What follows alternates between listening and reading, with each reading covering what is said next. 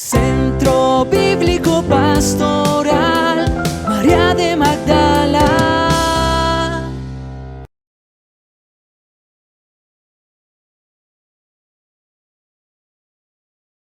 Vamos a dar inicio al tema de esta tarde. Esta noche nosotros queremos trabajar sobre el pueblo de los filisteos o el país de los filisteos, como lo llama la Biblia.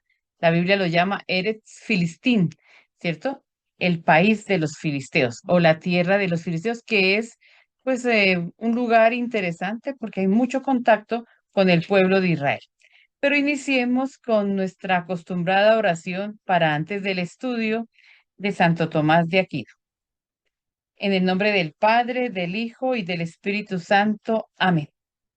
Creador inefable, tú que eres la verdadera fuente de luz y de sabiduría y el principio supremo, dígnate infundir sobre las tinieblas de mi inteligencia el resplandor de tu claridad, apartando de mí la doble oscuridad en que he nacido, el pecado y la ignorancia.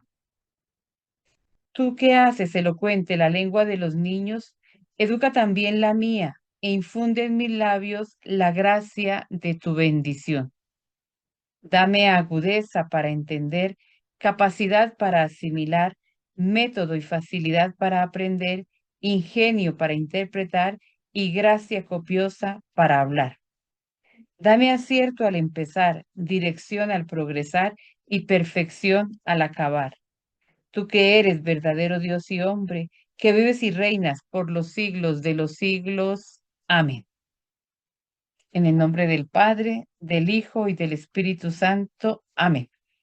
Y pues ambientados por todo lo que hemos recibido en esta semana de la octava de Pascua y sabiendo que el Señor resucitado está en medio de nosotros, fortaleciéndonos y ayudándonos como ayudó a los discípulos de Maús a interpretar las escrituras, pues queremos empezar esta tarde de formación, este cursito que entra dentro de lo que nosotros hemos llamado nuestra peregrinación de Pascua del Centro Bíblico, peregrinación virtual.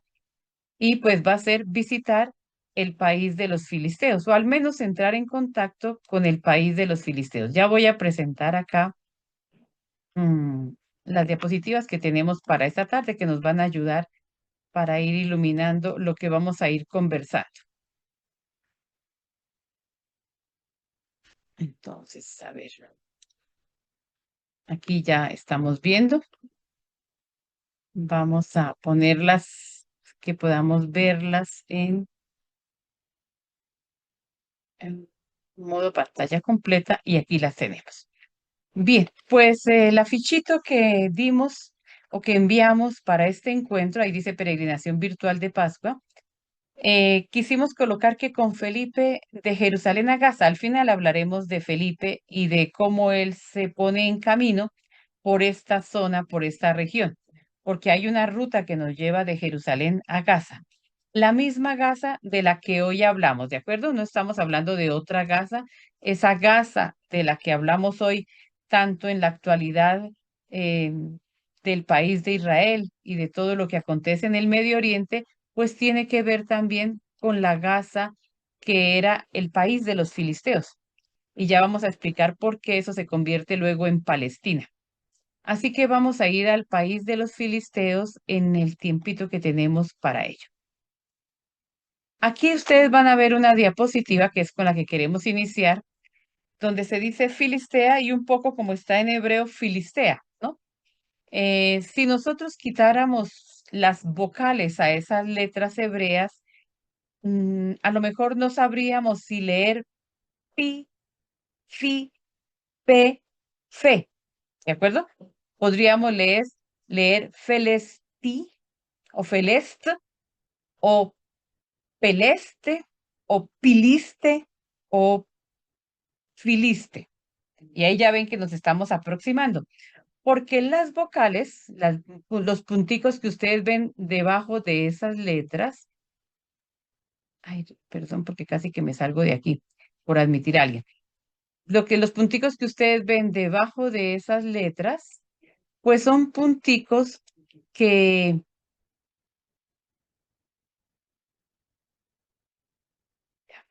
Son punticos que marcan la vocalización.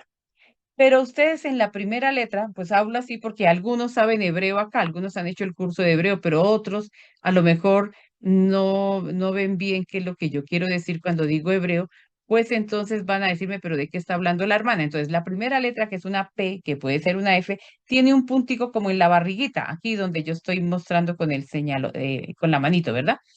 Si le quitamos ese puntico, esa letra podría ser una F. Si tiene el puntico acá, es una P.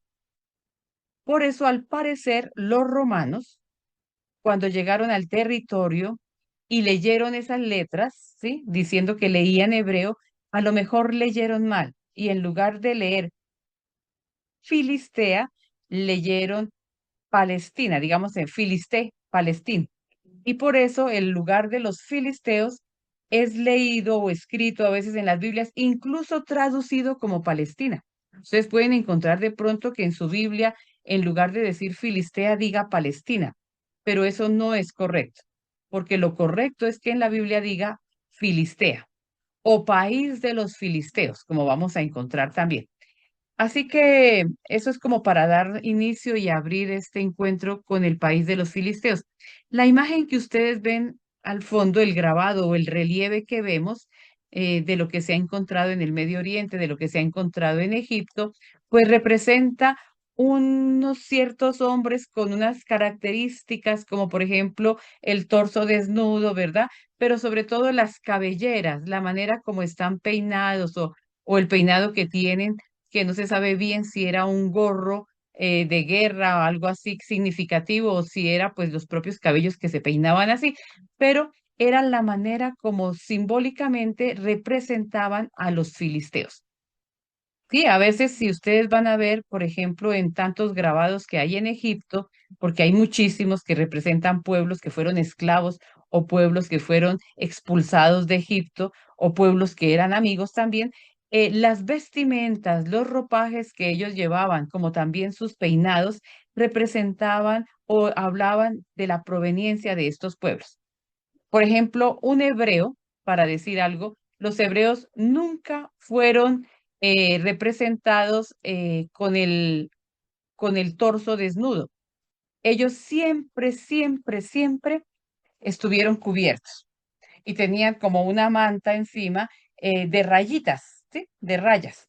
A veces se ven rojas, un poco entre amarillo y rojo, y eso ya se sabía que eran los pueblos hebreos o los pueblos semitas. Entonces, fíjense bien que ya hay una cierta caracterización de los personajes. Así que cuando uno busca filisteos, esto es lo que va a encontrar como representación para ellos. Luego hemos querido colocar este mapa acá que nos permite ubicarnos un poco. Ay, esto es facilito porque es como políticamente está distribuido en este momento la zona, ¿verdad? Todos sabemos dónde queda Turquía y aquí en este punto, pues Grecia. Turquía, aquí tenemos el mar Mediterráneo y tenemos países o división política que conocemos perfectamente. Nosotros sabemos que esto es Egipto, ¿verdad? Sabemos que aquí queda el Líbano, en el norte de Israel, que queda acá, que en este lado el país que tenemos aquí al lado es Jordania, el que tenemos más arriba es Siria y aquí tenemos a Irak. Esto es a modo de ubicación, para ubicarnos. Y hemos querido señalar en rojo, como ustedes lo pueden notar, lo que hoy conocemos como los territorios palestinos, que sería esta partecita que tenemos acá, y lo que hoy conocemos como la Franja de Gaza.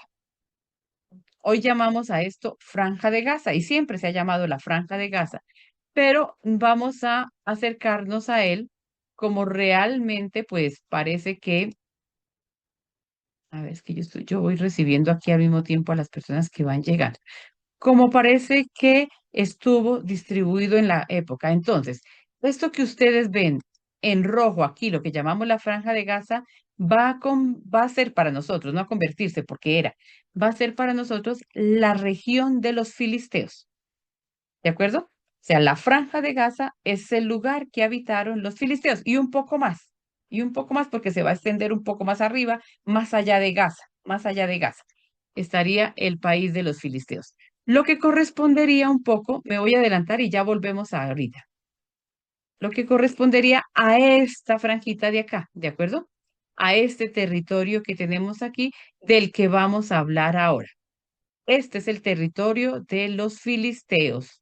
Por eso de pronto, si ustedes entran a internet y empiezan a buscar sobre los filisteos, le van a decir o nos van a decir que los filisteos son los palestinos, pero esto no es correcto decirlo así. Los filisteos no son los palestinos o los palestinos no son los filisteos, ¿de acuerdo? No lo son, no es correcto. Los filisteos son un pueblo que habitó acá. Los palestinos son los que habitan la región donde hoy la llamamos territorios palestinos, pero pues posiblemente no estemos hablando de la misma gente, ¿de acuerdo? Del mismo grupo humano.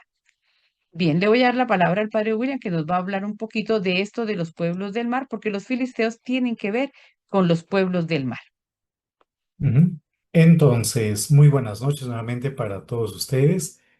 Hay un pequeño, ¿cómo se podría decir? Pues desafío para saber de dónde provienen los filisteos, cuál es el origen de los filisteos. Y como pueden ver ustedes en la lámina, el título es Los pueblos del mar. Y parece que hubo unas guerras en la parte de lo que hoy en día es Grecia o probablemente también Turquía, y eso obligó a migrar a muchas poblaciones básicamente de esa zona. Y es interesante, ahí pueden ver ustedes las flechas, por ejemplo, unas que llegaron hacia Egipto, lo que es básicamente el delta del río Nilo, pero también otras poblaciones que llegaron a la costa oriental del Mediterráneo. Y por unos trabajos de arqueología, parece que eran pueblos, primero que se asentaron más o menos en la misma época, lo que refuerza evidentemente un estado migratorio, pero también hay otros elementos similares, por ejemplo, a nivel de cerámica, a nivel incluso de ciertos utensilios, a nivel del manejo de la orfebrería. En la parte inferior hay algunas citas bíblicas que las vamos a leer en este momento y hacen alusión justamente a un posible origen cretense, básicamente, de los filisteos. Entonces vamos a leer Génesis capítulo 10, ahí aparece el versículo 14, pero yo les voy a leer incluso desde el versículo 13. Dice lo siguiente, ¿verdad? Misrayim fue el padre de Ludim, de Anamim, de Lahabim, de Naftujim. Y Génesis 10:14 dice, de Patrusim, de Casluhim, de donde salieron los filisteos, y de Caftorim. Entonces, parece que esa expresión Caftorim estaría en relación con Creta, con la isla de Creta. En ese sentido, podríamos decir que los autores, pues, en este caso del Génesis, aunque no solamente del Génesis, sino de otros más, como ya lo veremos en un ratito, tenían la idea de que los filisteos provienen de lo que hoy en día es la isla de Creta. Deuteronomio 2:23 dice lo siguiente, y a los hebeos que habitaban en aldeas hasta Gaza, los caftoreos que salieron de Caftor, los destruyeron y se establecieron en su lugar. ¿No? Entonces la palabra Caftor como que es un recurrente para hablar del origen de los filisteos. Y una vez más les decimos que Caftor está en sintonía o en relación evidentemente con Creta, con la isla de Creta. Otro texto más es Amós 9:7. De Amós leeremos más adelante otro texto, pero por ahora leemos el versículo 7 del capítulo 9. ¿No son ustedes para mí como hijos de Etiopía o israelitas? Etiopía, pues, es esta localidad básicamente en el Cuerno de África, ¿verdad? No son ustedes para mí como hijos de Etiopía o israelitas, declara el Señor. ¿No hice yo subir a Israel de la tierra de Egipto y a los filisteos de Caftor y a los arameos de Kir? Una vez más es recurrente la afirmación de que los filisteos provienen de Caftor. Jeremías 47:4.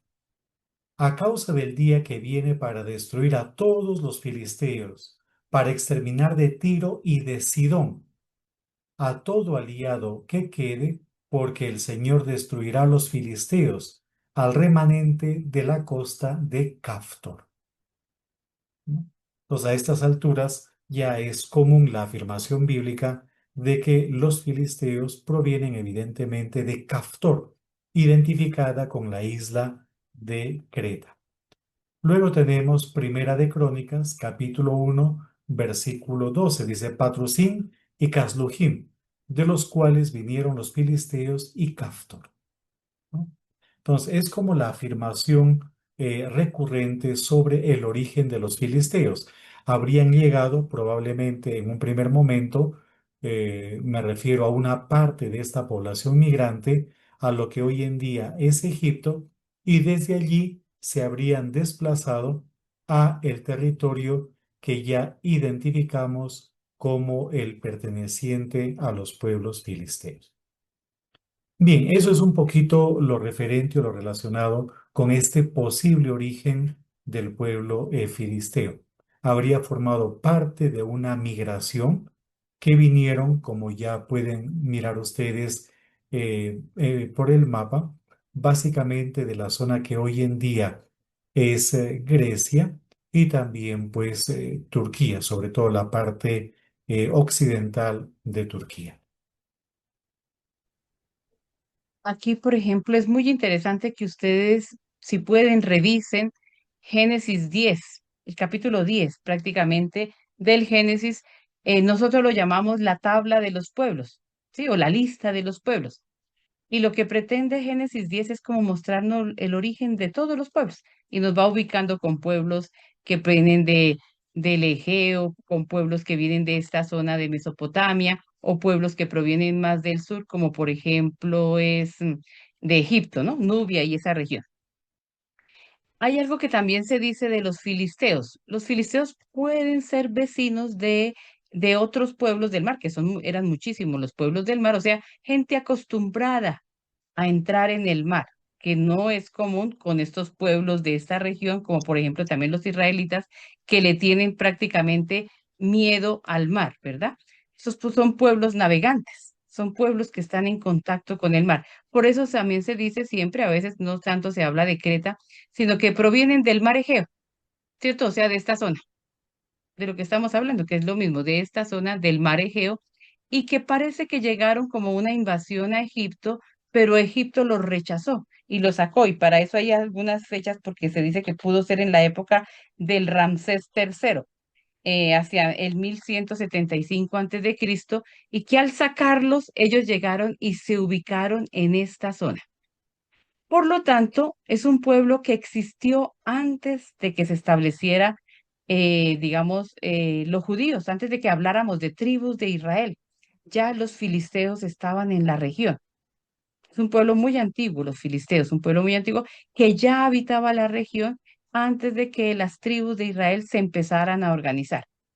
Por eso en este mapa, si ustedes se dan cuenta, tenemos pues los reinos del norte y sus tribus y los reinos del sur y sus tribus, ¿verdad?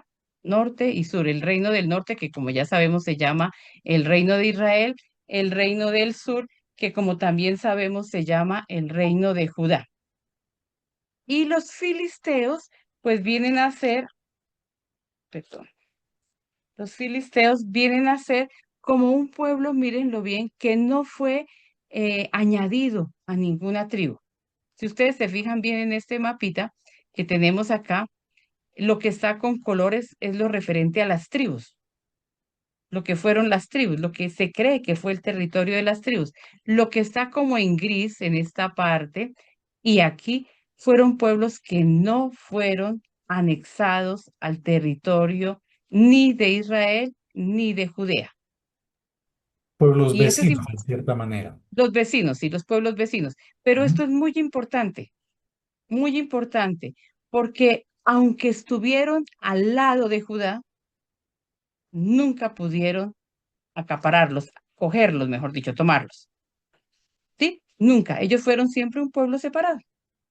Separado. Y eso es lo que también les da una cierta, digamos, un cierto orgullo, es que son pueblos que se mantuvieron separados y que le hicieron frente a, digamos, a la unión de las tribus contra ellos también, porque vamos a hablar de los encuentros de guerra que existieron.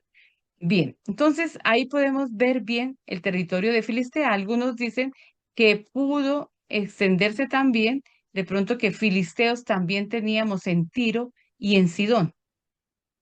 Tiro que está aquí, Sidón que está más arriba, y posiblemente hayan sido todo esto pueblos hermanos de la misma raza o que se sentían de lo mismo, provenientes de los mismos lugares y llamándose todos filisteos.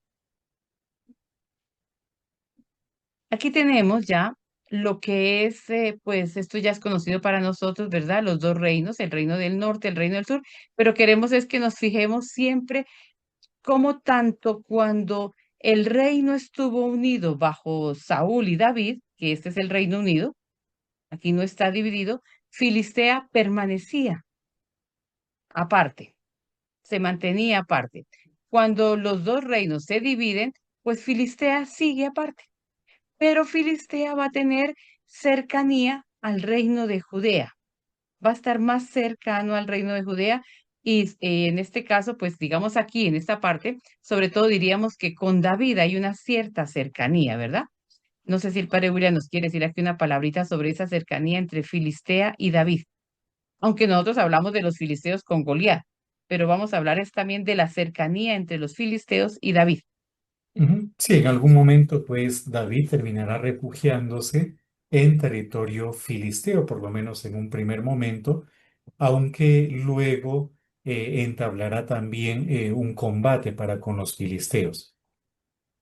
De pronto, podríamos igualmente tener en cuenta, aunque esto lo hablaremos más adelante, el cómo el territorio del sur de Judá quedaba prácticamente arrinconado, aunque la palabra no sé si sea esa la que acabo de decir, pero quedaba como solamente en las montañas. No tenía acceso al mar Mediterráneo en este caso, sino solamente al mar Muerto, porque por el norte pues estaba el reino de Israel, la rivalidad con Israel siempre fue grande, y por el oeste estaban los territorios filisteos, ¿no? Sí, básicamente es eso. Perdón, podríamos visitar el primer libro de Samuel en el capítulo 4, porque aquí todavía pues no está David, ¿de acuerdo? Y aquí hay algo interesante. Y en el capítulo 4 se nos va a hablar de una victoria filistea. Dice lo siguiente el texto, capítulo 4, y aquí donde vamos a encontrar que el arca de la alianza va a permanecer un tiempo en territorio filisteo. Dice así. En aquellos días los filisteos se reunieron para atacar a Israel. Los israelitas salieron a enfrentarse con los filisteos y acamparon junto a Eben-ezer, mientras que los filisteos acampaban en Afec. Los filisteos formaron en orden de batalla frente a Israel. Entablada la lucha, Israel fue derrotado por los filisteos. De sus filas murieron en el campo unos 4.000 hombres. La tropa volvió al campamento y los ancianos de Israel deliberaron. ¿Por qué el Señor nos ha hecho sufrir hoy una derrota a mano de los filisteos? Vamos a Silo a traer el arca de la alianza del Señor para que esté entre nosotros y nos salve del poder enemigo. Mandaron gente a Silo y de allí trajeron el arca de la alianza del Señor Todopoderoso que tiene su trono sobre querubines. Los dos hijos de Elí, Jofni y Finés fueron con el arca de la alianza de Dios. Cuando el arca de la alianza del Señor llegó al campamento, todo Israel lanzó a pleno pulmón el grito de guerra y la tierra retembló. Al oír el estruendo de aquel grito, los filisteos se preguntaron, ¿qué significa este grito que retumba en el campamento hebreo? Entonces se enteraron de que el arca del Señor había llegado al campamento y muertos de miedo decían, su Dios ha llegado al campamento. Ay de nosotros. Es la primera vez que nos pasa esto. Ay de nosotros. ¿Quién nos librará de la mano de esos dioses poderosos, los dioses que hirieron a Egipto con toda clase de calamidades y epidemias? Valor, filisteos, sean hombres y no serán esclavos de los hebreos, como lo han sido de ellos otros pueblos. Sean hombres y al ataque. Los filisteos se lanzaron a la lucha y derrotaron a los israelitas que huyeron a la desbandada. Fue una derrota tremenda. Cayeron 30,000 de la infantería israelita. El arca de Dios fue capturada y los dos hijos de Elí, Jofni y Finés, murieron. Y ustedes pueden seguir leyendo porque después en el capítulo 5 vamos a encontrar cómo pues el arca llega al templo de Dagón, del que vamos a hablar más adelantico. Y ahí en ese momento, pues Dagón va a caer, ¿sí? Digamos que para mostrar el poder del arca, y al final el arca retorna de nuevo al pueblo judío. Es interesante porque fíjense bien que está mostrándonos como las guerras o las luchas que había continuamente entre filisteos e israelitas. Hay un texto también aquí muy interesante, ya con relación a David, y es en la primera Samuel capítulo 27, donde dice que David fue a refugiarse, lo que nos decía el padre William ahorita, al país de los filisteos. ¿Sí? David va a refugiarse. Dice así, capítulo 27 del primera Samuel. Sin embargo, David pensaba, Saúl me va a eliminar el día menos pensado. No me queda más solución que refugiarme en el país filisteo. Así Saúl dejará de perseguirme por todo Israel y estaré seguro. Entonces, con sus 600 hombres, se pasó a Aquis, hijo de Maón, rey de Gat, que es una de las ciudades que vamos a visitar ahorita o a mirar, cada uno con su familia, David con sus dos mujeres, Ahinoam, la israelita, y Abigail, esposa de Nabal, la del Carmel, avisaron a Saúl que David había subido a Gad y dejó de perseguirlo. Es decir, que se juega entre combates y amistades, porque al parecer hay como una tradición también que dice que posiblemente David haya sido más bien descendiente de filisteos, ¿cierto? Hay una tradición que dice eso, que David pudo ser descendiente de filisteos. Entonces, ya vamos viendo cómo hay una relación cercana de amistad y enemistad entre los filisteos y el pueblo de Israel. Aquí ya tenemos el reino dividido y en ese reino dividido, pues nosotros vemos de nuevo pues el país filisteo, como decía ahorita, pues allá, separado y bien. ¿Qué tenemos acá? Aquí tenemos pues el mismo mapa que teníamos aquí arriba, en este lado, ¿cierto? Pero pues vamos a verlo como con un poquito de aumento. Este mismo mapa que teníamos aquí lo vamos a ver con un poco de aumento acá para mostrar bien la región de los filisteos y 5 ciudades que nos van a interesar. Son las ciudades de Gaza, porque Gaza es una ciudad. Algunos piensan que Gaza es como un gran territorio. Hoy, pues sí, hoy se extiende mucho más, pero Gaza es una ciudad. Otra de esas ciudades es, más al sur está Gerar, Ashkelon, Ashdod, Gad y Ecrón. Pero dejemos un poquito a Gerar por abajito, no lo miremos tanto, sino nos vamos a ocupar más de las 3 costeras que vemos ahí, que son Gaza, Ascalón y Ashdod. Y las dos más hacia el interior, que son Gad y Ecrón. Gad, que es aquí donde se va a refugiar David, y la ciudad de Ecrón. Esas 5 ciudades, ahí están ya subrayadas, Gaza, Ascalón, Ashdod, Ecrón y Gad. Esas 5 ciudades eran 5 reinos prácticamente, tenían sus reyes. Por eso se habla de la pentarquía. un gobierno de 5 ciudades, podríamos decir, la pentarquía filistea. 5 grandes ciudades y muy desarrolladas. Fueron ciudades muy desarrolladas. Gaza, Ascalón, Ashdod, pues lo que tienen ellos de privilegiado es que están junto al mar, que son ciudades costeras y además de pueblos que saben navegar, ¿cierto? De gente que sabe navegar. Y tenemos más al interior la ciudad de Cron y de Gat. 5 ciudades. Entonces el padre nos va a ayudar a leer lo correspondiente a estas 5 ciudades. Ujú. Entonces, el primer texto es de Amós. De pronto, una pequeña curiosidad, y es que Amós es el texto profético más antiguo, el texto profético escrito literario más antiguo que nosotros tenemos en la Biblia, ¿verdad? En el Antiguo Testamento. Y dice lo siguiente, les voy a leer no solamente el versículo 6, sino hasta el versículo 8, del 6 al 8. Dice lo siguiente, así dice el Señor, por 3 transgresiones de Gaza y por 4 no revocaré su castigo. O sea, por 3 ya estaba condenada al castigo, pero por 4 es que ya pasó. Por haber deportado a todo un pueblo, por entregarlo a Edom. Es interesante porque si ustedes miran este capítulo 1, son oráculos en contra de los pueblos vecinos.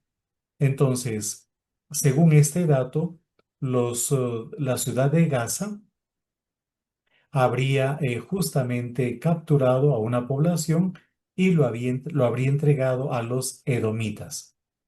Enviaré pues fuego sobre la muralla de Gaza, que consumirá sus palacios. También exterminaré al morador de Ashdod y al que empuña el cetro de Ashkelón. Desataré mi poder contra Ecrón, y el remanente de los filisteos perecerá, dice el Señor Dios. Entonces, aquí aparecen mencionadas las ciudades de Gaza. Después aparece mencionada también Ashdod, Ashkelón, Ecrón, esas 4 ciudades. La que no es mencionada es evidentemente Gat, ¿no? Vamos a leer ahora Sofonías capítulo 2, versículo 4. Voy a leerles también hasta el versículo 8, no solamente el 4, sino hasta el 8. Dice lo siguiente el texto de Sofonías. Porque Gaza será abandonada y Ashkelón desolada. Ashdod será expulsada al mediodía y Ecrón será desarraigada. Ay de los habitantes de la costa del mar, la nación de los cereteos. La palabra del Señor está contra ustedes, Canaán, tierra de los filisteos. Yo te destruiré hasta que no quede habitante alguno. Y la costa del mar se convertirá en pastizales, en campos para pastores y rediles para oveja. La costa será para el remanente de Judá. Allí apacentarán, y en las casas de Ashkelón reposarán al atardecer, porque el Señor su Dios los cuidará y los hará volver de su cautiverio. Vamos a ver igualmente el texto de Zacarías, del profeta Zacarías. Dice lo siguiente, Ashkelón lo verá y temerá, también Gaza y se retorcerá con su gran dolor, lo mismo Ecrón, pues su esperanza ha sido confundida, además perecerá el rey de Gaza, y Ashkelón no será habitada. Un pueblo bastardo habitará en Ashdod, y yo destruiré el orgullo de los filisteos.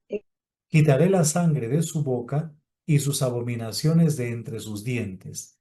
Entonces él será también un remanente para nuestro Dios. Será como una tribu en Judá, y Ecrón será el Jebuseo. Vamos a ver ahora Segunda de Reyes 18:8. Derrotó a los filisteos hasta Gaza y su territorio desde las torres de Atalaya hasta las ciudades fortificadas.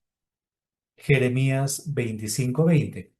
Todos los extranjeros, a todos los reyes de la tierra de Uz, a todos los reyes de la tierra de los filisteos, es decir, Ashkelon, Gaza, Ecrón y el remanente de Ashdod, ¿no? Ahí aparecen 4 ciudades filisteas.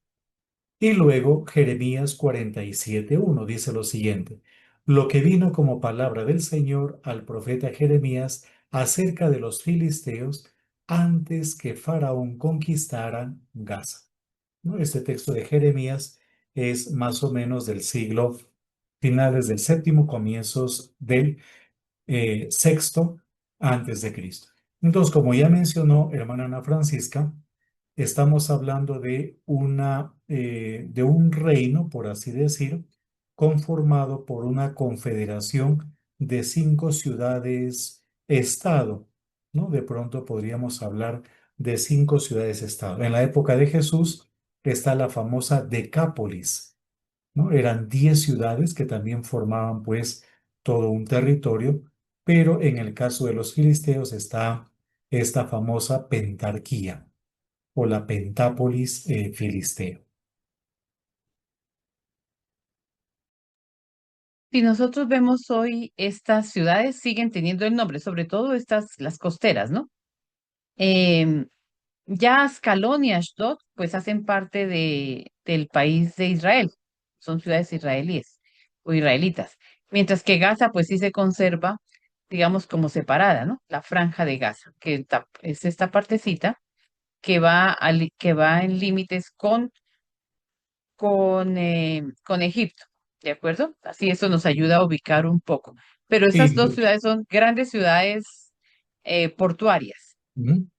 Yo recuerdo que visitamos, cuando estaba estudiando en Jerusalén, visitamos Ashdod y Ashkelon, sobre todo para ver las fortificaciones, pues, en Ashkelon. También, haciendo un pequeño paréntesis, cuando a veces hay tensiones en la Franja de Gaza entre pues, los palestinos de la Franja de Gaza y los israelíes, esas ciudades aparecen en los noticieros por ser fronterizas. Ashkelon, Ashdod, ¿no? Son básicamente ciudades mencionadas en los telediarios. Algo que es muy interesante también es, pues, lo que se tiene conocimiento, no solo por las fuentes bíblicas, sino también por fuentes extrabíblicas, es que los filisteos eran un pueblo formado militarmente. Parece que estaban organizados, que estaban muy bien formados, cosa que no tenía Israel. Israel no tenía realmente un ejército como otros pueblos, y eso es lo que ellos quieren cuando piden un rey. Cuando ellos quieren un rey y que se lo piden a Samuel, ¿verdad? Que todavía no tenían rey, le piden un rey a Samuel, ustedes lo pueden ver en el libro de Samuel, cuando se pide un rey, pues quieren parecerse a los filisteos, que tenían sus reyes y que tenían toda una organización militar. ¿Cuál es el texto que nos deja como acercarnos, aunque algunos dicen que pues de pronto hay muchas imprecisiones históricas en cuanto a la manera de vestirse de los filisteos, ¿cierto? Que pareciera más bien como si fuera ya la época griega. Pues es el capítulo 17 del primer libro de Samuel, que nosotros conocemos como la lucha entre David y Goliat. Y Goliat sale como el gran campeón filisteo aquí y sale armado, muy bien armado. Vamos a retomarlo un poquito para poder pues ver esos atuendos militares que trae Goliat.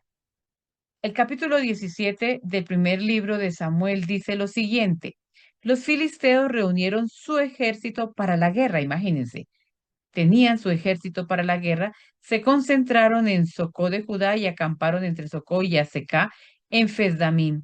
Saúl y los israelitas se reunieron y acamparon en el valle de Elá y formaron para la batalla contra los filisteos.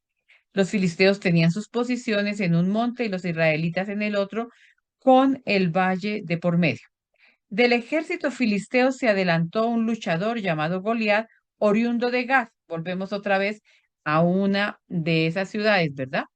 Que ya la hemos visto con relación a David y ahora con relación a Goliat, de la ciudad de Gat, de casi 3 metros de alto. Eso también hace suponer que fueran altos. que fuera un pueblo de gente grande, de pronto no 3 metros, no, pero si los otros son pequeñitos, pues ven al otro gigante, ¿no? De 3 metros, o sea, alguien como grande, grande. Algunos dicen que también tenían de pronto, como los fenicios, de pronto la cabellera roja, que tendían a ser pelirrojos, posiblemente. No lo sabemos. De eso se dice de los fenicios, pero de los filisteos, como eran medio hermanitos, tenían algo por ahí cercano, puede que también hayan sido un poco pelirrojos. Dicen que Goliat, oriundo de Gat, de casi 3 metros de alto, llevaba un casco de bronce en la cabeza e iba cubierto con una coroza escamada, también de bronce, que pesaba medio quintal. Tenía unas canilleras de bronce en las piernas y una jabalina de bronce a la espalda. El asta de su lanza era gruesa como el palo de un telar y su punta de hierro pesaba unos 6 kilos. Su escudero caminaba delante de él.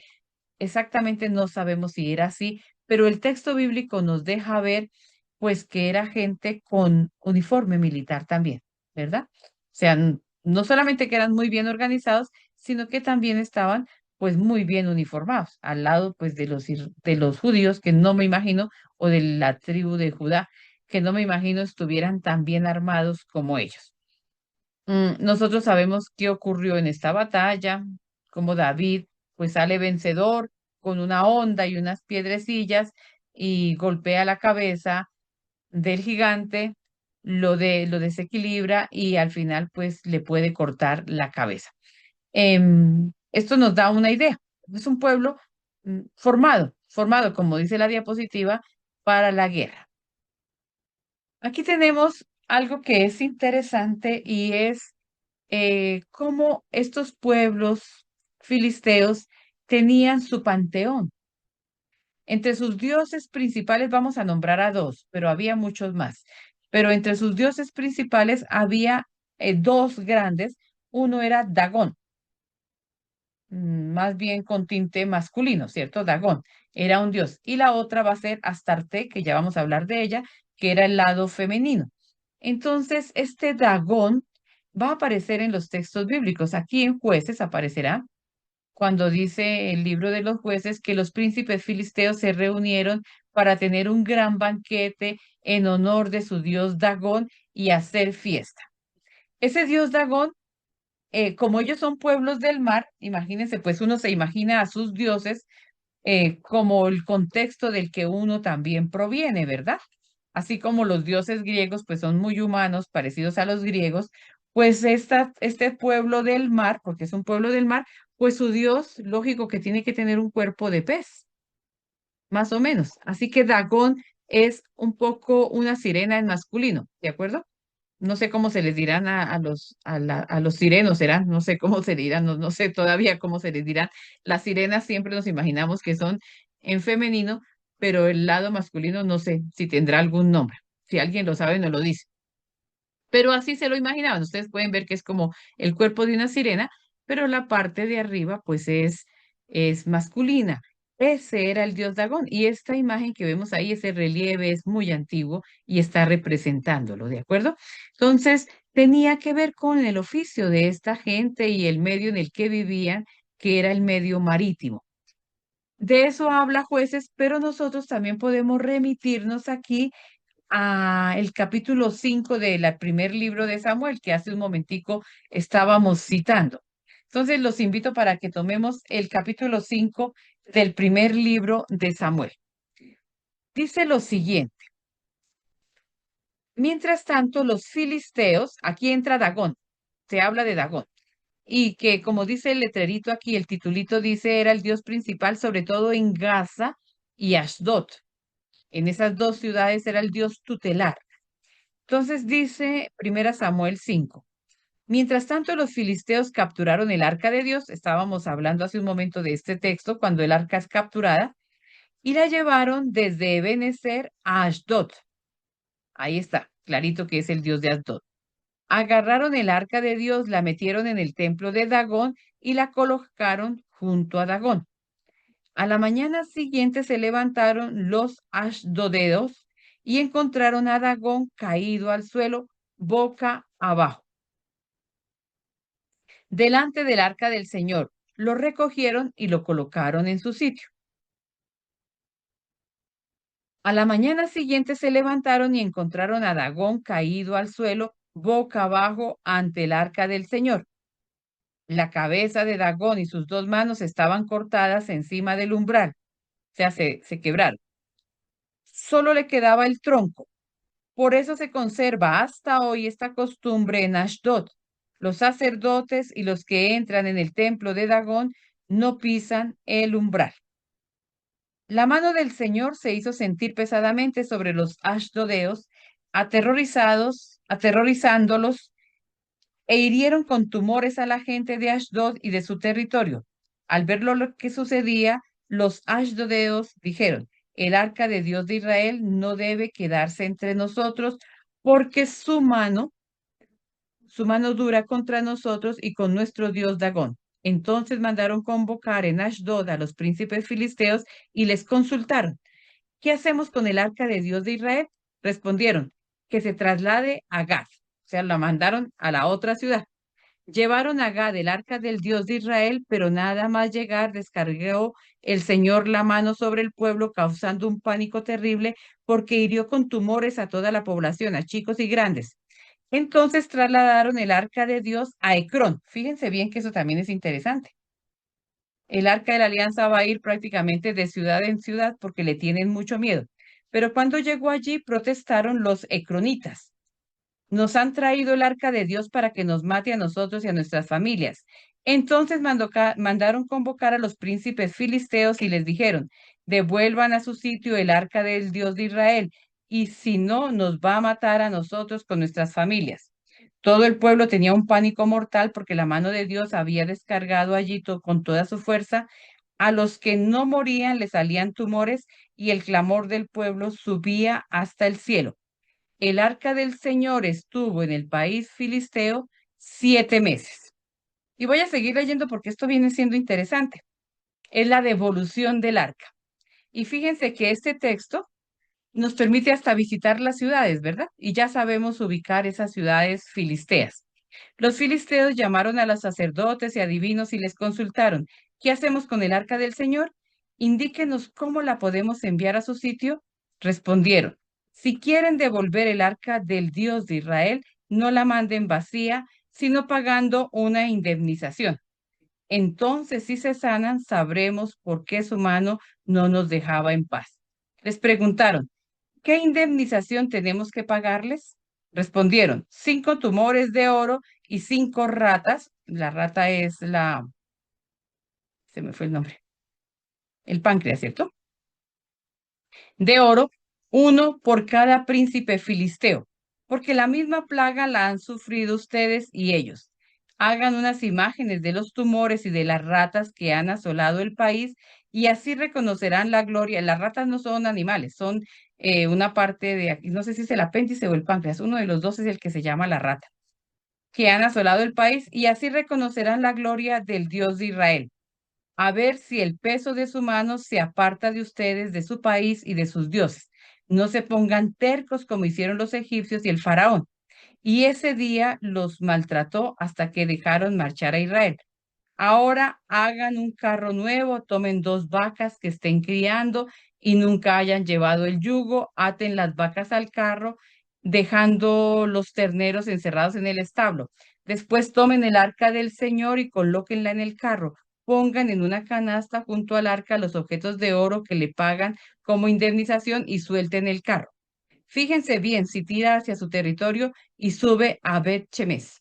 Es que si sube hacia allí, es que ese Dios nos ha causado esa terrible calamidad. En caso contrario, sabremos que no nos ha herido su mano, sino que ha sido un accidente.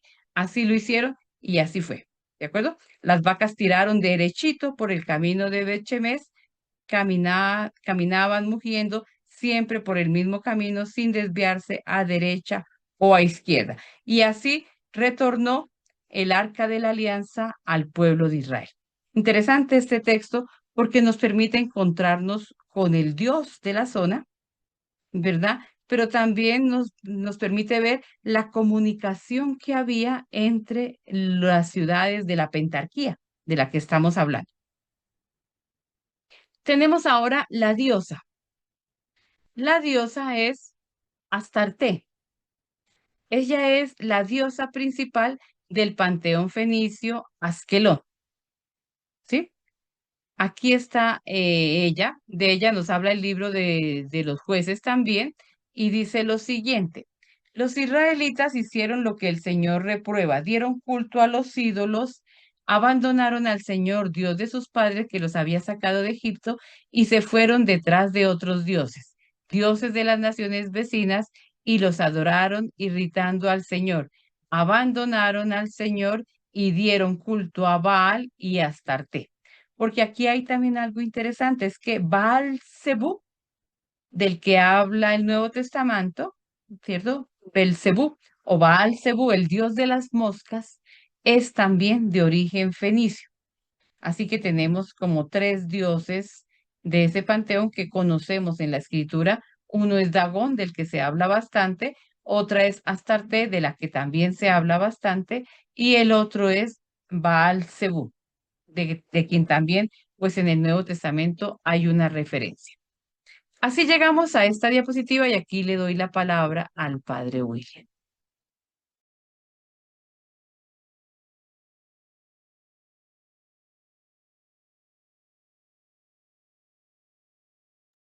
Estaba hablando con el micrófono apagado. Entonces, lo primero que podríamos de pronto tener en cuenta, apoyándonos en el mapa de la izquierda, en el más grande, son básicamente los caminos que habían en la época de Jesús.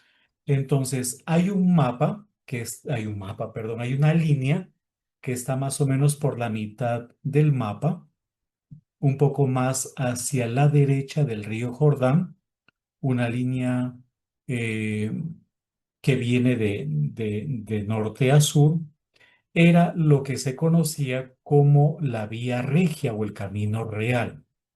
Y se llamaba así porque pues cuando habían campañas militares o lo que sea, utilizaban ese camino, ¿no? Era el camino de los reyes, el camino de los gobernantes.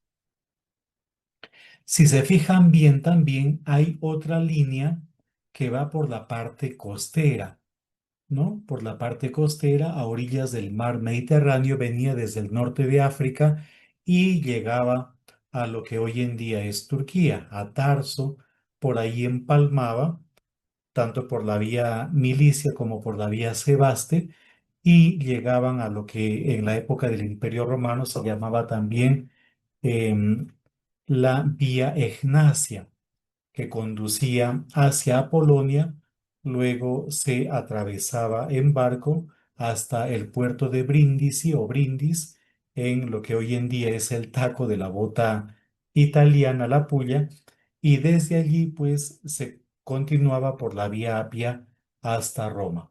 Entonces, ahí tienen ustedes el camino conocido o la vía conocida como la vía Maris, que iba a orillas del mar Mediterráneo. Eran como los dos grandes caminos, podríamos decir así, en la zona tanto de Siria como de la Judea en la época de Jesús, Celesiria y la Judea. Y luego, entre un camino y otro, había una red de caminos, habían caminos que unían tanto la vía Maris como la vía Regia. Otro dato antes de que veamos lo referente a Felipe tiene que ver con lo que el libro de los Hechos de los Apóstoles menciona a manera de índice en el capítulo 1, versículo 8. Ese versículo ha sido visto y es visto aún por los especialistas, pues, del libro de Hechos de los Apóstoles como una especie de índice del libro. Dice lo siguiente: recibirán poder cuando el Espíritu Santo venga sobre ustedes y serán mis testigos en Jerusalén, en toda Judea y Samaria, hasta los confines de la tierra. Y curiosamente, si ustedes deshojan el libro de los Hechos de los Apóstoles, se van a dar cuenta de que en un primer momento todo está centralizado en Jerusalén e igualmente en Judea. No nos olvidemos que Jerusalén es la capital de la Judea. Pero luego, y ahí vamos ya a entrar en el texto que a nosotros nos interesa, aparecen algunos acontecimientos que suceden, que se producen en territorio samaritano. Y luego, básicamente a partir del capítulo 9, aunque en el capítulo 10 todavía Pedro entra en escena, pero dentro de territorio samaritano, a partir del capítulo ya 10-11, entrará en escena Pablo y prácticamente el libro de los Hechos de los Apóstoles termina con un Pablo con arresto domiciliario, pero predicando con gran libertad el Evangelio en Roma. Yo les invito entonces ahora a que miremos en las Biblias, en nuestras Biblias, el capítulo 8 de el libro de los Hechos de los Apóstoles. Tenemos en un primer momento cómo Saulo, pues él persigue a los cristianos y provoca una especie de huida, ¿no? Una especie de huida, de fuga por parte de los cristianos. Entonces, avanzamos un poquitito y llegamos al versículo 4, 8:4. Dice lo siguiente: los que habían sido esparcidos o dispersados a causa evidentemente de la predicación, pues, del martirio de Esteban, ¿ya? Iban predicando la palabra. Felipe, descendiendo a la ciudad de Samaria, les predicaba a Cristo. Eso dice el versículo 5 del capítulo 8. Felipe no es el apóstol, sino es más bien uno de los 7 diáconos. El otro diácono, también famoso, es Esteban, que según Hechos de los Apóstoles sufrió el martirio a pedradas de parte de los judíos. Sigo leyendo a partir del versículo 6.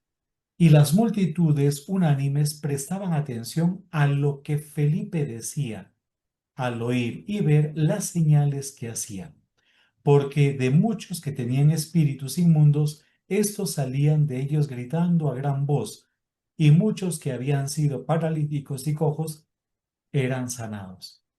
Y había gran regocijo en aquella ciudad.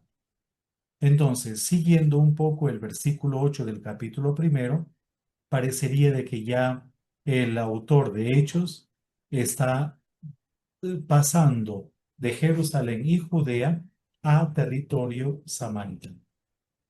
Luego viene Simón, eh, un mago, que va a intentar comprar evidentemente el poder que tienen los apóstoles.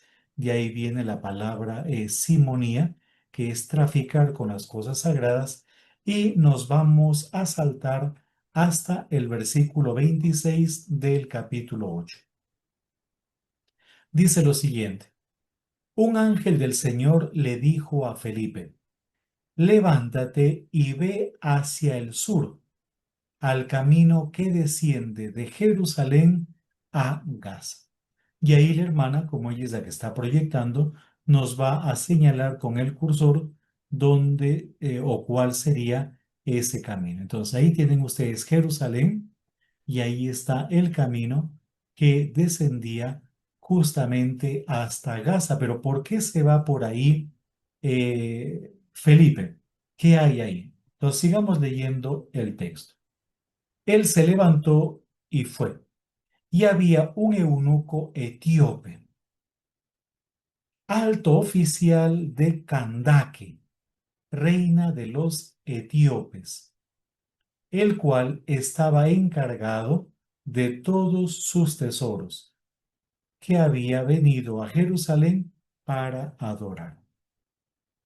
Probablemente este eunuco, probablemente no, de hecho, que este eunuco es un judío. Él viene de Etiopía, aunque ahí en el mapa verde que ustedes están viendo está el reino de Cush. Es identificado, digamos, el lugar de proveniencia del eunuco como Cush. Y ahí está también la capital, ¿no? La capital. Y se habla siempre de la tribu perdida, pues, de África.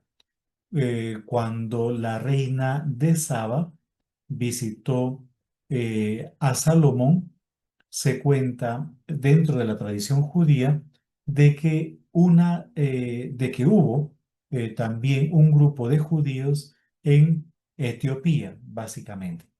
Quiero hacer un pequeño paréntesis, pero cuando uno visita, por ejemplo, Israel, uno encuentra judíos, pero de origen africano.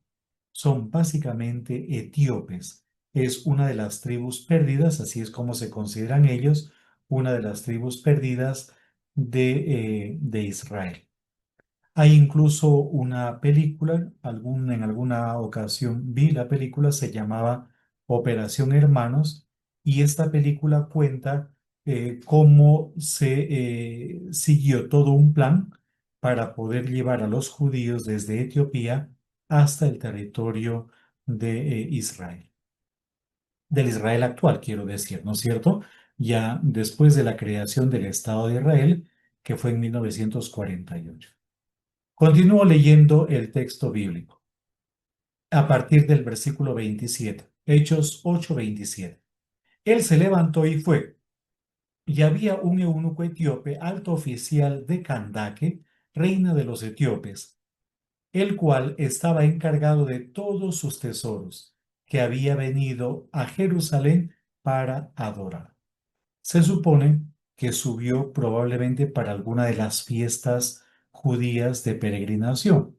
O bien pudo haber sido la Pascua, o bien pudo haber sido Pentecostés, o bien pudo haber sido también la fiesta de las tiendas. El texto no precisa, aunque tratándose de un funcionario, pues podría también haber ido en cualquier momento.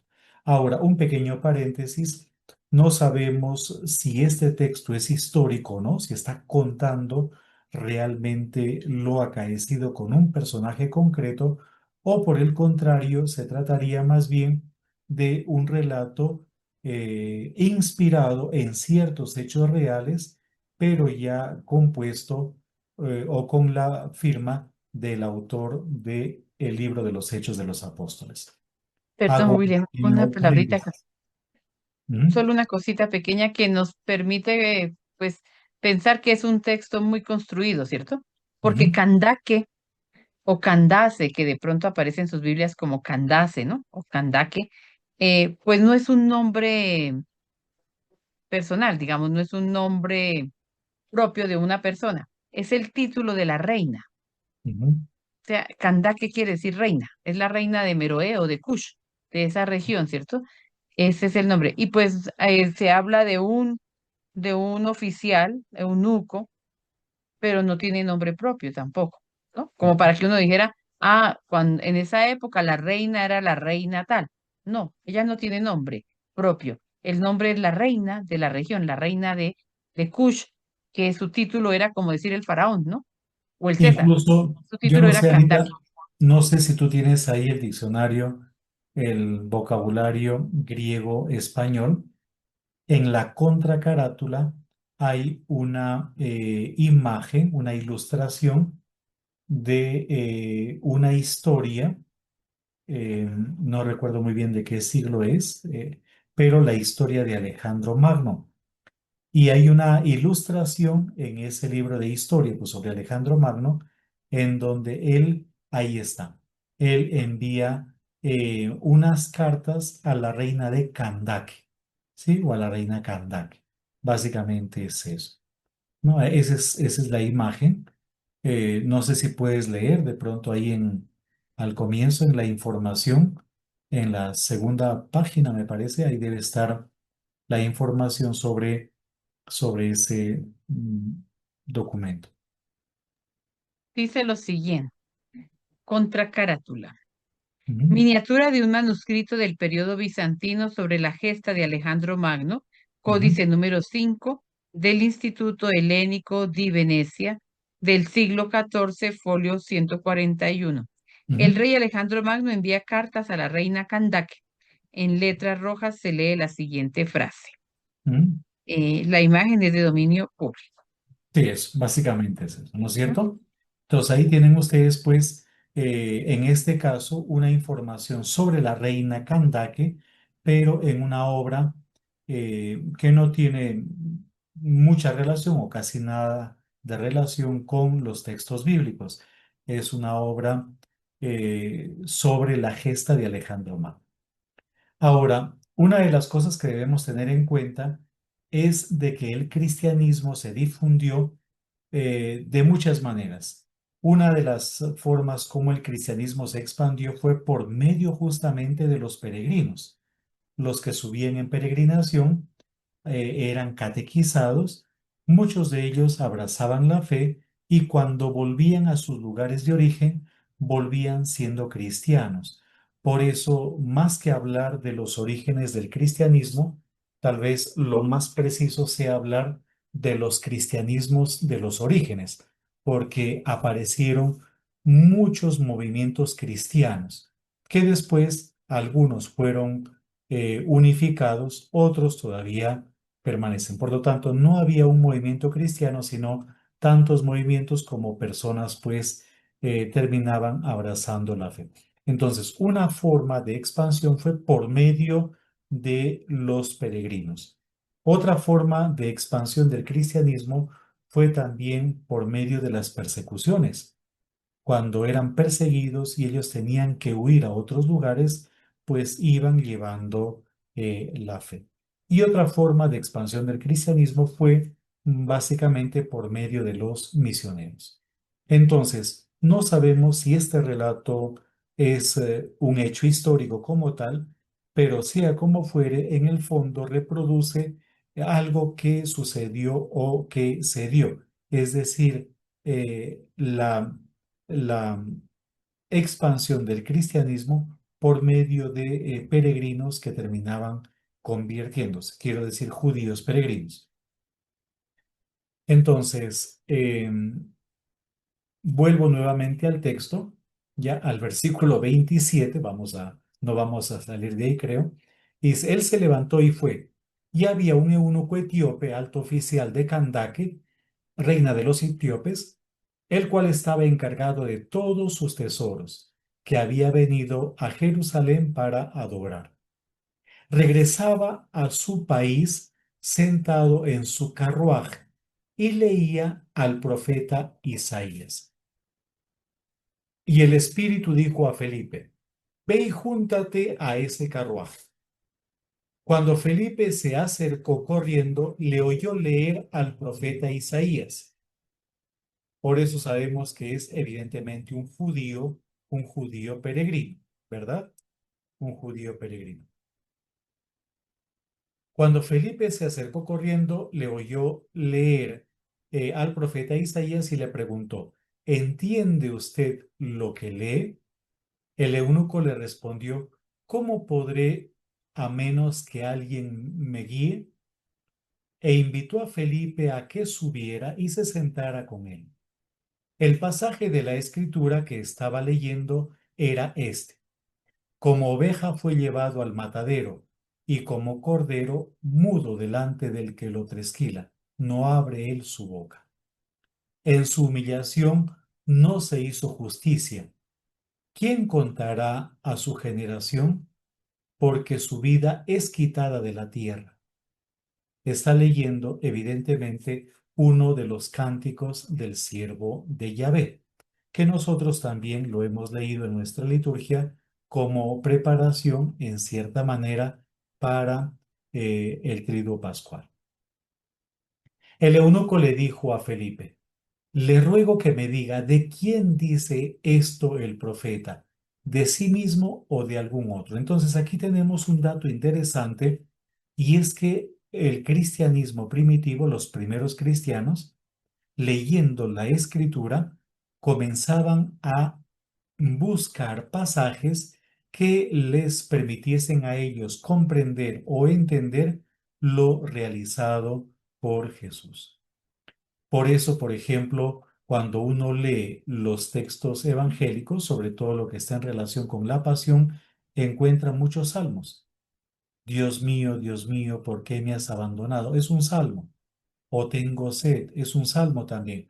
O hago un pequeño paréntesis y simplemente menciono un texto de los muchísimos que podríamos mencionar.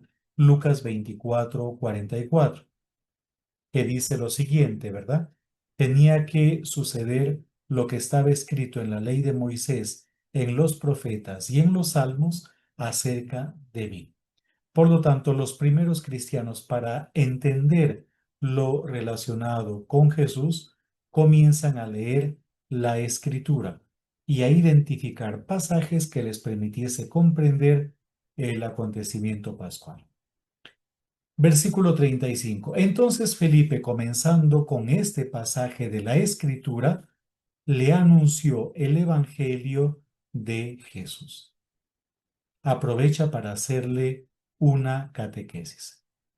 Yendo por el camino, llegaron a un lugar donde había agua, y el eunuco le dijo: ahí hay agua, ¿qué impide que yo sea bautizado? Y Felipe le dijo: si usted cree con todo su corazón, puede. Creo que Jesucristo es el Hijo de Dios, respondió el eunuco. Por lo tanto, aquí hay un dato interesantísimo. Probablemente el autor de Hechos de los Apóstoles esté reproduciendo ya las confesiones de fe que se hacían antes de que una persona recibiese el bautismo, lo que se le pedía. No nos olvidemos también de otro detalle, que el Evangelio de Lucas y el libro de los Hechos de los Apóstoles son obras del mismo autor, que no sabemos quién es, y al mismo tiempo dirigidas al mismo personaje, un tal Teófilo, que debió haber sido alguien importantísimo, aunque cuando se escribió Hechos de los Apóstoles, probablemente ese tal Teófilo haya dejado ya los cargos que tenía, se haya despojado de los títulos que tenía. Y eso lo sabemos por 1:1 de Hechos de los Apóstoles, en donde ya no se emplea el título de ilustre que sí se le da en los primeros versículos del Evangelio de Lucas, a no ser que también la ausencia de ese título ilustre denote que la confianza entre el autor de Hechos de los Apóstoles y Teófilo aumentó. La relación se volvió más familiar. Eso explica también de por qué en el Evangelio de Lucas y en el libro de los Hechos de los Apóstoles encontramos a personajes muy influyentes que siguen a Jesús o que abrazan la fe. En pocas palabras, es un mensaje un poco velado para este tal Teófilo. Mira, los que abrazaron la fe no son personas así sin más ni más, sino son gente importante, más o menos como tú. Ese sería en el fondo el mensaje que el autor está intentando transmitir. Vuelvo a la lectura de Hechos de los Apóstoles. 8:38. Y mandó parar el carruaje. Ambos descendieron al agua y Felipe lo bautizó. Al salir ellos del agua, el Espíritu del Señor arrebató a Felipe y no lo vio más el eunuco, que continuó su camino gozoso. Pero Felipe se encontró en Azoto y por donde pasaba anunciaba el Evangelio en todas las ciudades, hasta que llegó a Cesarea. Cesarea todavía estaba dentro del territorio samaritano. Entonces ahí tenemos, fíjense, el actuar de Felipe en territorio samaritano. Pero este texto nos va mostrando a nosotros de cómo debió haberse dado la conversión de muchas personas y de cómo el Evangelio debió poco a poco haber llegado también a distintos lugares del imperio. Hago un pequeño paréntesis. Podríamos leer, si quieren ustedes, el capítulo 2, lo que está en relación con la venida del Espíritu Santo, porque ahí encontramos un mapa ¿verdad? Voy a leer el capítulo 2 a partir del versículo 8. Dice lo siguiente: ¿Cómo es que cada uno de nosotros les oímos hablar en nuestra lengua en la que hemos nacido? Entre nosotros hay partos, medos y elamitas, habitantes de Mesopotamia, Judea, Capadocia, del Ponto, de Asia, de Frigia y de Panfilia, de Egipto y de las regiones de Libia que limitan con Cirene, viajeros de Roma, tanto judíos como prosélitos, cretenses y árabes. Les oímos hablar en nuestro propio idioma las maravillas de Dios. Por lo tanto, esos versículos que acabo de leer, en el fondo, están indicando dónde habrían existido comunidades judías y desde dónde, evidentemente, los judíos piadosos subían a Jerusalén en peregrinación. Por lo tanto, cuando se convertían, volvían a estos lugares y en esos lugares comenzaban a aparecer comunidades cristianas, pero no muy distanciadas o apartadas de los judíos, sino al interior del judaísmo, hasta que probablemente ya a finales del siglo I, la separación de este nuevo movimiento con respecto al judaísmo se habría realizado.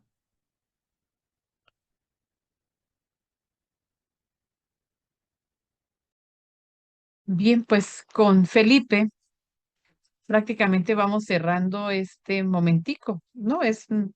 Digamos, no tenemos tampoco mucha información sobre los filisteos, ¿de acuerdo? Sabemos que después, mucho antes de que llegaran los romanos, ya los filisteos pues habían entrado o habían sido tomados por el imperio persa, luego pues los griegos los invadieron, se acaban estos reinos de los que hablamos en la época de David, de Salomón, em, y entran a formar parte pues ya de los grandes imperios que van a gobernar, y en el momento en que llegan los romanos, pues prácticamente todos ellos ya han pasado a ser parte de los griegos y luego de los romanos. Y ahí es cuando el nombre cambia y ya no los van a llamar los filisteos ni el país de los filisteos, sino que van a comenzar a cambiarlos por una equivocación en la lectura del nombre, los palestinos. Y desde ahí la historia de los filisteos con los palestinos pues se va como a unir, ¿de acuerdo? Pero ya decíamos hace un momento que no es lo mismo. Si se fijan un poquito para retornar al texto de Felipe, dice que Felipe toma el camino de Jerusalén, o que le dice el Señor: levántate, dirígete al sur, al camino que conduce de Jerusalén a Gaza. No es que él se haya ido exactamente para el país de los filisteos, no, para la región de Palestina, diríamos, no, sino que se ponga en camino, que comience por este camino que va de Jerusalén a Gaza. Y dice el texto de los Hechos de los Apóstoles que era un camino desierto. Y eso ya es como una imprecisión geográfica, porque no va hacia el sur, que es realmente el desierto, sino que se va acercando es hacia el mar y no es realmente un camino tan desierto. Entonces no sabemos por qué, pues el autor de los Hechos de los Apóstoles nos diga que era por el desierto. Entonces lo La que sí sabemos es Shefela, que, ¿cómo? la Shefela. La Shefela, sí, es más la Shefela, que es una región más productiva que lo que es el desierto que está aquí bajando hacia Beersheba. Entonces, lo que sí es que era posible ese camino, que existía ese Ujú. camino, ¿verdad? Que llevaba de Jerusalén a Gaza. ¿Por qué el etíope va por ese camino? Podríamos decir, pues porque ese es el paso para llegar a Egipto y descender hacia Etiopía. Fíjense, por ejemplo, en el mapita verde se podría ver un poquito. Este es el paso para bajar acá, ¿sí? Este es el paso para bajar por esta zona y descender hacia Etiopía. Entonces, no es cerrado tampoco que se piense en el camino de los peregrinos. Bien, pues este ha sido, aquí ya había unos mensajitos que me decían que el nombre para la sirena en masculino es sireno, y si no, un tritón, ¿cierto? Un tritón, sí, así como lo llaman los griegos. Muy bien, muchas gracias. Pero había también aquí una pregunta que creo que es interesante, Es la pregunta, no sé si es Natalia, creo que sí es Natalia. Si sigue siendo admin, es Natalia. Entonces dice, hermana, una inquietud. ¿Cuál era el objetivo de las guerras con los filisteos? ¿Por conquistar la tierra? Sí, sí. Digamos, los unos quieren extender su territorio y los otros también. Es la conquista de territorio. Todos quieren extender el territorio, como las guerras actuales, ¿cierto? Siempre las guerras son un deseo de conquistar más territorio, de abarcar más territorio. No quedamos siempre contentos con lo que tenemos, siempre queremos otro poquito más. Así que, aunque el pueblo de Israel no haya sido un pueblo militarmente grande, también quería extenderse, extender sus fronteras. Y lo mismo, pues los filisteos sin duda también querían extender sus fronteras, ¿no? Ir más allá. Y también de una manera de mostrar, pues, que los dioses vencedores, pues, pueden darse entre los filisteos si ellos conquistan, pues Dagón será más grande, ¿cierto? Pero si es Israel quien conquista, pues Yahvé o sí, o Yahvé, Yahvé será pues mucho más fuerte que los otros dioses. Entonces, hay un deseo de tierra, pero también de imponer su manera de pensar, su manera de ver, su cultura. Pero pues nosotros sabemos que estos pueblos fueron pequeños al lado de los grandes imperios que los conquistaron y los colonizaron. Bien, no sé si haya alguna pregunta o algo que quisieran de pronto que saliera aquí. O eh, algún aporte. o algún aporte que también nos ayude. Ujú. Vamos a dejar de presentar. Y si pueden colocar sus cámaras, activar las cámaras también. Hola, Eddie. Ahí nos vemos. Muy bien. Ahí está. Hola, Eddie, María Mercedes, Francisco, Ana Padre, Belén. Ana Belén, Ana hola. Francisca, ¿Tiene una buenas pregunta, Ana noches. Belén? ¿Sí? Abra el Ricardo. micrófono, Ana Belén. Hola, Hermana Ana Ricardo. Francisca, entonces los filisteos son hoy los palestinos, Digamos que los confundimos hoy, los confundimos. pero no son los palestinos. Digamos, los palestinos Los, como están ubicados en la región de Gaza, sí, ¿sí? Entonces y en decimos, pues que otros, son, muchos decimos que son descendientes de los filisteos, pero no es exacto el término, sí, no es exacto. Pero también nosotros, por ejemplo, si ustedes cogen sus Biblias y cogen los mapas, dicen Palestina en el Antiguo Testamento, ¿de acuerdo? Normalmente sí, eso no debería ser, porque eso jamás se llamó Palestina en el Antiguo Testamento, eso sería Canaán, eso sería, sí, sobre todo la región de Canaán, de Filistea, si quieren el reino del norte, el reino del sur en el Antiguo Testamento. Pero es impreciso decir Palestina en el Antiguo Testamento. Pero pues así ha pasado la tradición. Y decir Palestina del Nuevo Testamento tampoco, porque el nombre de Palestina llega con el emperador Adriano. Cuando ellos confunden las letras y pasa de Filistea a Palestina, estamos hablando más o menos de finales del segundo siglo, hacia el ciento no sé qué, el emperador Adriano. Ahí es cuando ya comienza a hablarse de Palestina y nosotros pues seguimos hablando de qué, de Palestina, como normalmente seguimos hablando de Palestina y se nos olvida pues que esa región no se llamaba así. En la época grecorromana, podríamos decir, se llamaba Celesiria. Toda la región se llamaba Celesiria. Era la región de Celesiria. Pero por imprecisión, vuelvo a repetirlo, de la lectura, se empezó a llamar Palestina. Aquí yo tengo exactamente, en este librito es una historia ilustrada de Jerusalén. Esto es de un arqueólogo judío, de Meir Ben-Dov, ¿no? Y él pues lo afirma y muchos, de todas maneras históricamente es así, que es en la época de Adriano ya, donde el nombre prácticamente lo cambiaron el nombre para no seguir diciendo Judea, se empezó a hablar como de Palestina, pues por una mala lectura de el nombre Filistea o Filistea y pasó a ser Palestina. Y es que cuando uno lo ve en hebreo, es hasta facilito ponerle las vocales y cambiarlo completamente. No sé si eso responda un poquito, Ana Belén.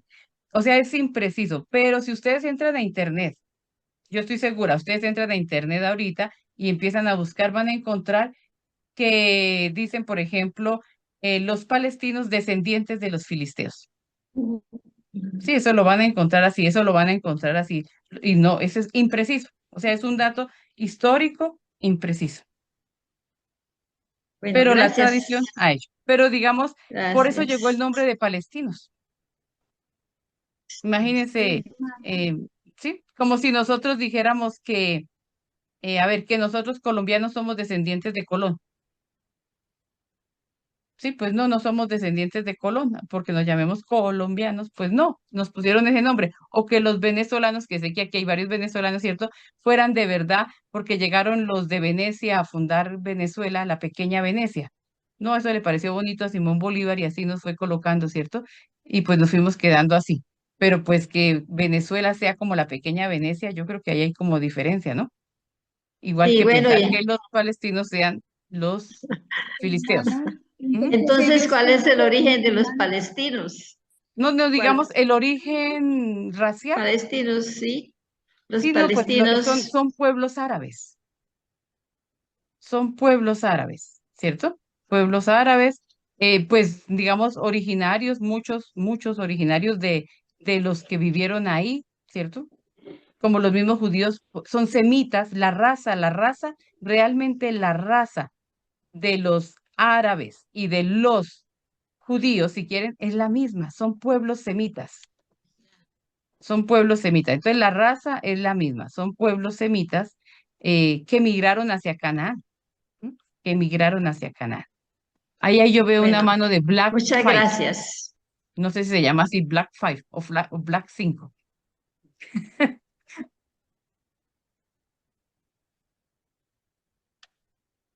Tiene el micrófono apagado.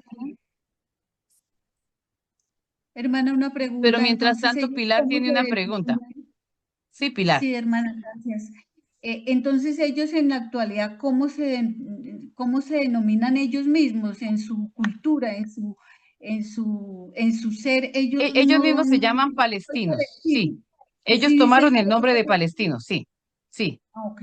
Sí, sí, sí. Pero digamos que nosotros hablar, por ejemplo, entonces nosotros diríamos que Jesús fue un palestino. Pues Jesús nació en Belén. Ujú. Y si los habitantes de Belén hoy en día decimos que palestinos, ¿cierto? Pero pues no, Jesús no fue palestino, Jesús era un judío, era la región de Judea. Y todo eso era la región de Judea. Pero diríamos, el nombre toma mucha más fuerza después de 1948. Ustedes conocen todo el problema, ¿cierto? Después de 1948, cuando la ONU a unos territorios los llama los territorios palestinos también, para separarlos de la región o el estado que se va a fundar en ese momento y el estado que se va a llamar Israel. Por consiguiente, si yo, por ejemplo, Gaza es dentro de los estados palestinos, Gaza. Entonces, pues claro, si yo estoy dentro de los estados palestinos, pues yo soy, digamos, me denominaría por gentilicio Palestina. No sé si eso confunde o más o menos da un poquito de claridad. Sí, entonces diríamos, mm, el nombre de todas maneras fue entrando. Ya les digo, desde la época del emperador Adriano, esta región se empezó a llamar Palestina. Pero no pensemos que los palestinos son los filisteos. Eso es lo que yo quisiera como que quedara clarito. Los filisteos son los pueblos del mar, los pueblos que llegaron a esa zona, que habitaron en esa zona, que se mantuvieron con una cierta autonomía hasta que llegaron los persas, se mantuvieron como autónomos. Hasta que llegan los persas, luego pues pasan digamos, van a pasar al régimen de los griegos y después a la parte de los romanos. Y ahí todo el territorio comienza a llamarse Palestina. Luego es el nombre que sí, pues se van a otorgar esos territorios y que con lo de las Naciones Unidas, la distribución de la tierra en 1948, pues va a quedar como los estados palestinos y seguiremos llamándolo nosotros, por ejemplo, los territorios, perdón, no los estados, sino los territorios palestinos. Hoy nosotros decimos Palestina como si Palestina fuera un país, pero Palestina no es un país, son unos territorios. incluso así es como se le denominan los territorios palestinos que cogen la Cisjordania, que es la partecita roja que veíamos ahí, y la Franja de Gaza. La Franja de Gaza pertenecía en la antigüedad al mundo filisteo. Yo espero que eso no hayamos como enredado la pita, sino que más bien la estemos desenredando. ¿Mm? Bueno, no sé, Pilar, si sí respondo a la pregunta. Sí, hermana, sí, sí, muchísimas gracias. Bueno, por ahí había otra Quedó mano levantada, no sé si era la de, pues que tenía la mano levantada, pero no nos ha hablado todavía.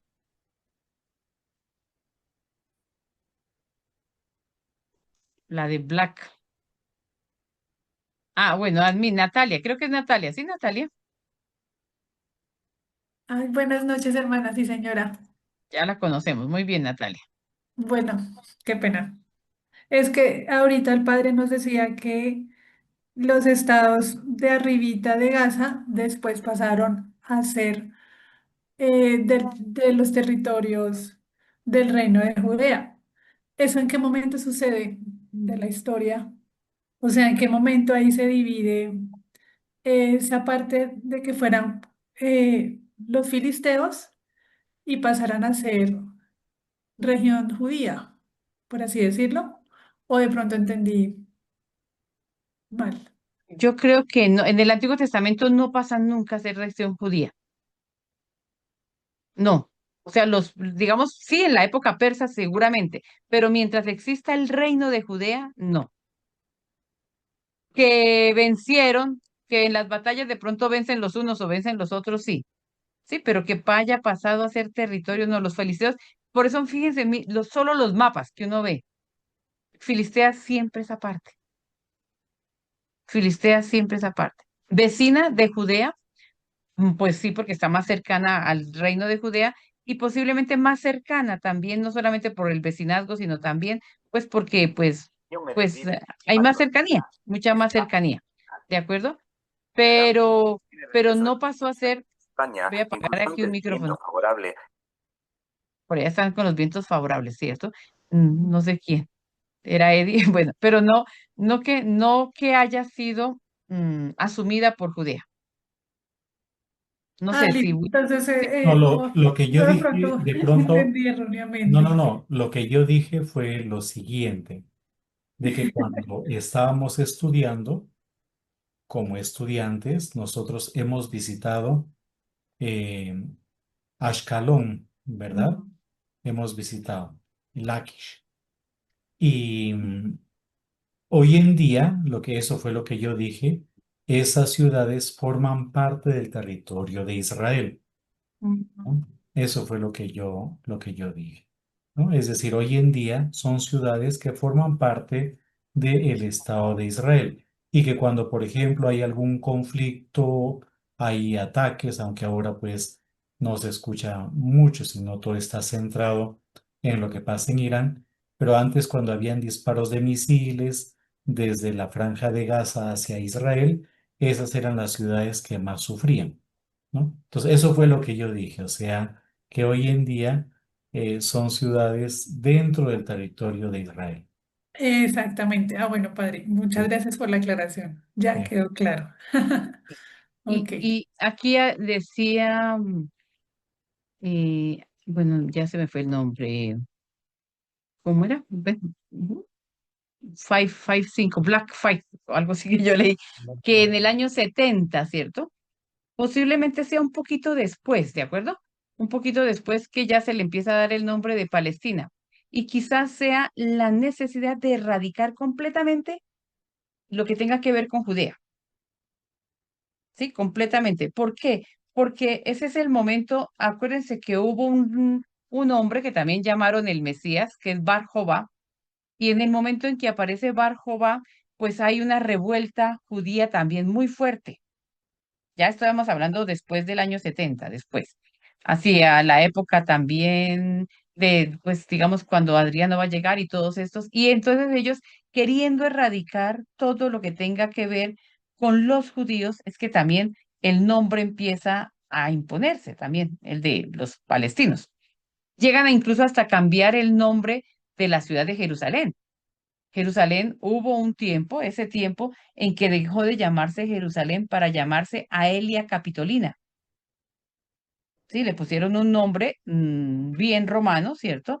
Aelia Capitolina, y colocaron allí donde los cristianos comienzan a venerar el Santo Sepulcro, colocaron pues un gran templo en honor de Júpiter.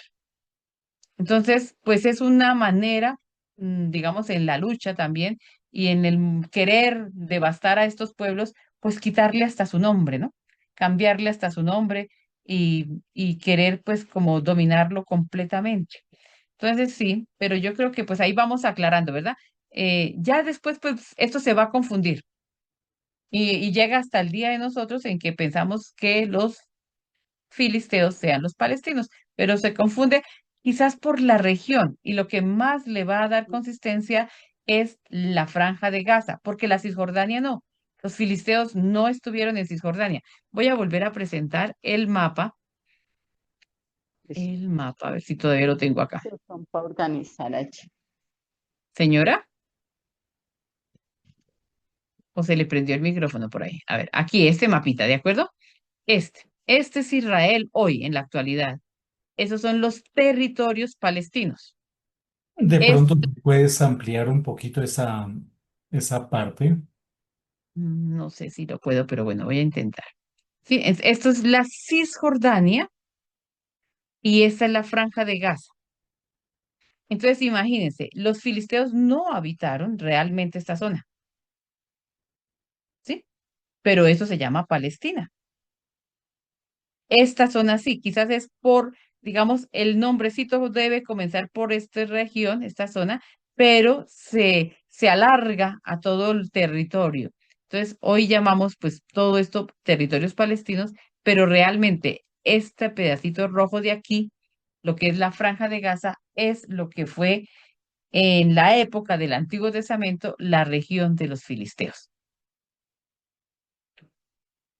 ¿Ah?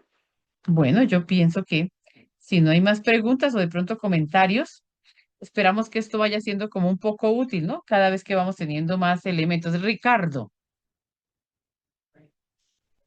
Buenas noches, hermana. ¿cómo estás? Y a todos. No, en realidad sí, se empieza a llamar Palestina por los romanos y pasa después de que destruyen el templo, ¿no? El templo de Ajá. Jerusalén. Y lo Sí, sí, hacen precisamente por lo que usted estaba diciendo, para tratar de, como se empieza la diáspora judía y todos los, obviamente en esa región quedaron judíos que claro. quedaron después de destruida Jerusalén, pero obviamente quedaron otros tribus, otros cananeos y después los que vienen a constituir las tribus árabes que toman ese nombre de Palestina, producto de la influencia romana que quería borrar el nombre de los judíos de la faz de la tierra, pues estaban casi que prohibiendo hasta su misma religión, hasta que Ujú. eso después fue cambiando, inclusive Flavio Josefo y eso lo enumeran allí, ¿no? Sí, Después sí, de las sí. guerras que Ujú. hubieron y eso, es que comienza a llamarse eso como Palestina, ¿no? Como Palestina, sí, sí. Pero entonces, digamos que lo que vamos acentuando aquí es como la historia nos fue llevando a confundir filisteos con palestinos, ¿de acuerdo? Como que la historia nos fue llevando y hoy parece que fueran los unos descendientes de los otros. Sí, Bueno, el tema es más, los filisteos yo pienso que deberíamos relacionarlos más con los cartagineses. O sí, sea, con los los mismos pueblos del mar, con los fenicios. exactamente, acuérdense que los cartagineses fueron enemigos de Roma y fueron una de las potencias, en este caso en África, de las ciudades que le plantó desafío a Roma y justamente pues Aníbal, Aníbal. exacto, con Ujú. Aníbal y todas esas guerras púnicas creo que fueron, ¿no? Sí, señor, sí, Entonces, eh, ellos determinaron, digamos, eran de ese mismo linaje, vamos a decir así, ¿no? De ese mismo sí. grupo de gente, los filisteos, ¿no? Es lo que se piensa también, ¿no? Porque como decíamos cuando empezamos a tomar esos textos que nos dice que vienen de Creta, es porque como que el propio origen todavía está dudoso de los filisteos, pero se acercan a los pueblos del mar, con lo que también iniciamos, sí, señor, que son los fenicios, sobre todo. se acercan mucho. Y pues los fenicios fueron, digamos, fue un grupo muy fuerte, muy fuerte en el Mediterráneo, alrededor del Mediterráneo. Bueno, pues muchas gracias, Ricardo, y todos los que han participado, porque creo que todo esto nos va ayudando a ampliar, pues, nuestro conocimiento, ¿no? De la Sagrada Escritura. No sé si Eddie De tenía la mano pronto, levantada. No. no sé si puedes, Anita, proyectar lo referente a los módulos, al cuarto módulo ya, al tercer módulo, perdón. Si tienes por ahí. ¿Hay alguna mano levantada por ahí? No, no veo yo. Sí. Y bueno, ahí hay un mensaje de María Mercedes. Muchas gracias, María Mercedes, por su mensajito. Muy amable, ¿no? Entonces, muchas gracias a todos ustedes, pues, por haber acogido esta invitación. Y la hermana Ana Francisca, si es que encuentra, creo que sí, ahí está.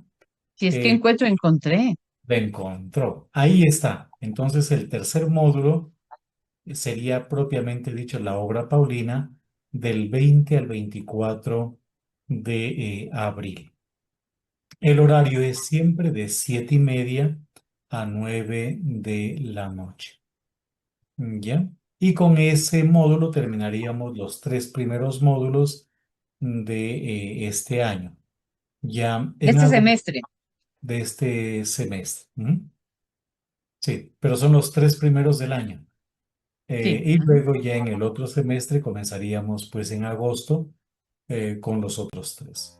Agosto, septiembre y octubre. Muy bien, un abrazo grande para todos ustedes, que Dios les bendiga y si Él lo permite, con los que pues vayan a participar, nos encontramos en los módulos, en el tercer módulo sobre San Pablo. Un Bien, abrazo feliz para noche todos. para todos. Un abrazo. Bueno, Muchas y gracias. Cuídate, un felices abrazo. Pascuas Gracias, todavía. hermana. Un abrazo, William. Hasta luego, nos Muchas vemos. gracias. Ujú. Feliz Muchas noche, muchas Hasta gracias. luego, hasta Gracias, Eddie. luego. Chao, chao. Buenas Chao, noches, chao. muchas gracias. Nos vemos. Chao. Muchas gracias, Bueno, hermana, feliz padre. noche.